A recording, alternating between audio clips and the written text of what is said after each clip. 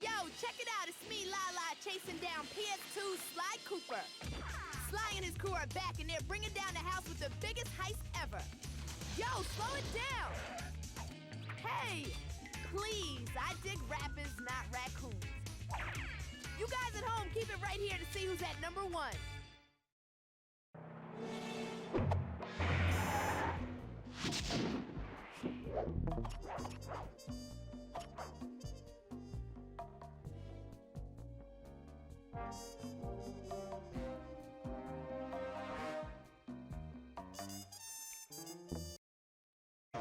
So Bentley, what's the job? Well, Clockwork's parts have been stolen, and we are the prime suspects on Inspector Fox's list. Ah, she's really quite lovely when she's angry. Sly, we've got to clear our name. Oh, sorry. And the Murinators got you covered. This is our biggest job yet, so we really have to work together, but the whole job is blown if we don't have someone at the controls. So, are you in? Rated E for everyone.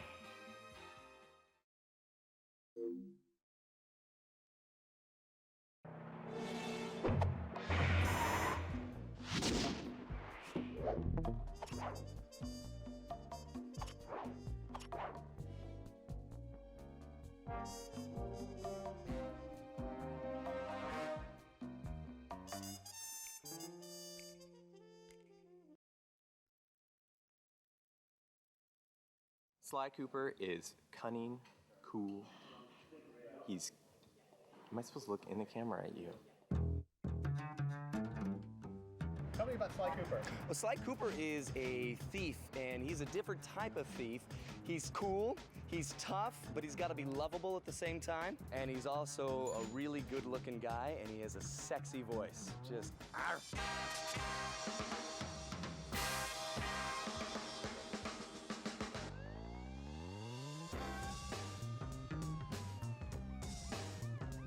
I'd say about a month into development, we came up with a one-sentence description that really has guided the development of the product. And the one sentence was, Sly and the gang work together to pull off a string of big heists. When I say heist, I mean like classic Hollywood heist film kind of heist, where the last third of the film was all about this big, spectacular, elaborate crime involving many thieves working together to do something huge.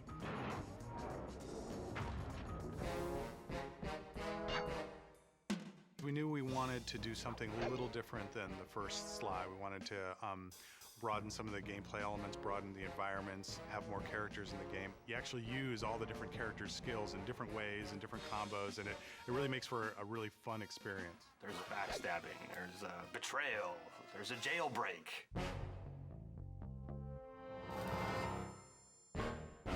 Thiefiness is different things to different people. For some people, it's being sneaky. For some people, it's being agile. We want Sly the Thief to really encompass all of these things.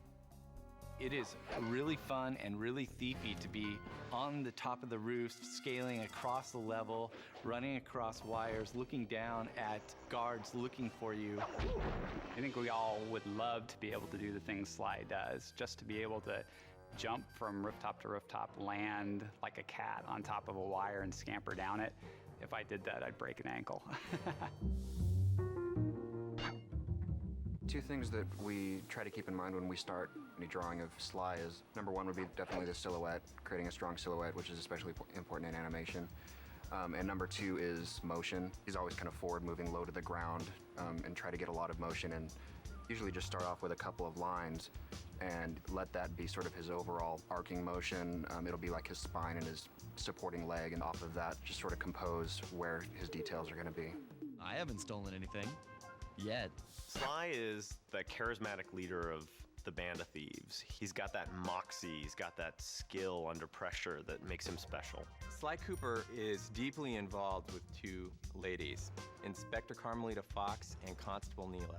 He's kind of flirty with both of them. Why don't you and I go out on the town? And their relationship is actually one of the major narrative threads for the whole game. We're on for that date in Bollywood. Freeze, Cooper. Inspector Fox, as beautiful and unpredictable as ever. Whereas you crooks are so predictable. You always return to the scene of the crime. Let me at that security computer. Presto, all clear. Bentley is the brain of the organization, the guy with the gadgets. He's just really fun. People have said that I resemble the character I did the voice for, Bentley, and I guess I can see that. I mean, I am mostly human, but there's a little part of me that is a turtle. Any good heist needs someone who's gonna work the bombs, and clearly that's Bentley. Now head back to the safe house with those pictures and let's get a plan together. Bentley really looks like Bentley, and Murray kind of looks like Murray, and they act like it. If people say that Bentley's the brains, Murray is definitely the brawn. He's all about freedom, you know? Just let it go. Yeah, baby. Let it all hang out. Murray is like big and a brawler. It's kind of the muscle of the crew. Murray can lift these guys up above his head and toss them into flames or into the water or off of buildings and things like that, and it's kind of all manner of slapsticky ways for them to be dispatched. The Murray scores again! Murray wants to do things the way Sly would do them, but it's sort of Murray's version of that, and it's a little bit oafier. He's really trying to make himself really small, too, because, of course, he's got a lot to hide. This is a universe in pantslessness. Hence, no pants. No pants. Yeah, I don't wear pants. And I like to hang out with little furry animals. That's what makes it so real. They're just being themselves. This game, we really wanted it a lot more to be about doing something rather than just going somewhere. And as a result, one of the things we really focused on this game was to really work on the AI. Sly is able to handle different classes of enemies in the game, and it tends to be that the ones that are dangerous to him walk the streets and are patrolling and guarding the areas. The guards are just more intelligent and more sophisticated, which makes getting from point A to point B in the world both unique and interesting for every player who goes through it. No two players will have the same experience traveling through the Sly world. When we get a level from the 3D modelers, we have a lot of communication between them during the process of when it's being built before it's handed off. And basically, we have a great foundation to work with because you need a good 3D foundation to put the maps on. For us, the environments, we really wanted to make them beautiful and interesting, but never more important than Sly. Not just artistically, but also game-wise, they should be fun to play in. Very jungle gym. They should feel very stealthy. You should feel when you're playing in these worlds, I can't believe I'm getting to do this. You and the rest of the Claw gang have to be stopped. No! Let's dance! Here, I am king. Oh, it's tough being this tough. You learn too much about the Claw gang. Immortality is what I seek. Dimitri is this lounge lizard who runs a seedy nightclub. He's a master forger / counterfeiter. Look, I'm sure that two cats in a bag like us can work something out. The coolest part about Dimitri is how he talks. English is his second language, and he learned all his English from watching hip-hop videos. Have you no vision? Are you hearing what I mean to you? Jean grew up poor on the streets of Calcutta, turned to selling illegal spices. He's come up in the world, and he's basically trying to buy his way into royalty. He's just a low-level street thug in rich robes. All I see is a fat, pathetic weakling. The Contessa is a creepy spider, an expert in hypnosis, and works for Interpol, the police agency. She decides to open up this rehabilitation clinic for criminals. But wait, it's just a scam, because it's really a front so that she can hypnotize criminals into telling her where they've hidden their loot. You're an ignorant child playing dress-up in his father's legacy. Oh, I know all about you and the Cooper clan. Oh. Scared me. Jean Bisson was a prospector. He got buried in an avalanche for 100+ years, and he thawed out. And he's decided that he's gonna push back the wilderness. He loves strip mining. He loves clear cutting of trees. He's just a product of his time. He just happens to be living 100 years later. So his entire mission in life is to tame the West. As my father said, the only good fish is an eaten fish.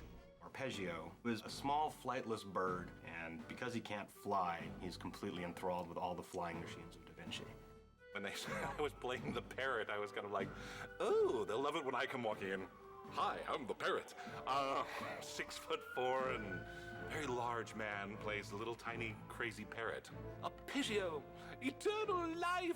That's what I crave. Eternal life.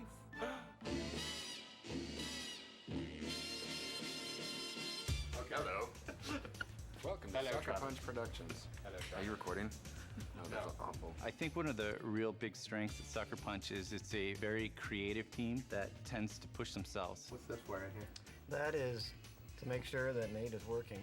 It's always been a collaborative effort all the way through the pipeline. And the pipeline is set up like that specifically so that everybody gets their chance to inject themselves into what they're doing. Hey, how's it going? We've been really lucky in that we've just gotten really great people on board to do the kinds of things that we need to do, making a really great game. Well, we're crazy. Do you want any dialect or anything to make it appeal to the European gaming market? Raccoons, squirrels, turtles. Sly Cooper 2 is the finest game you'll ever play this year.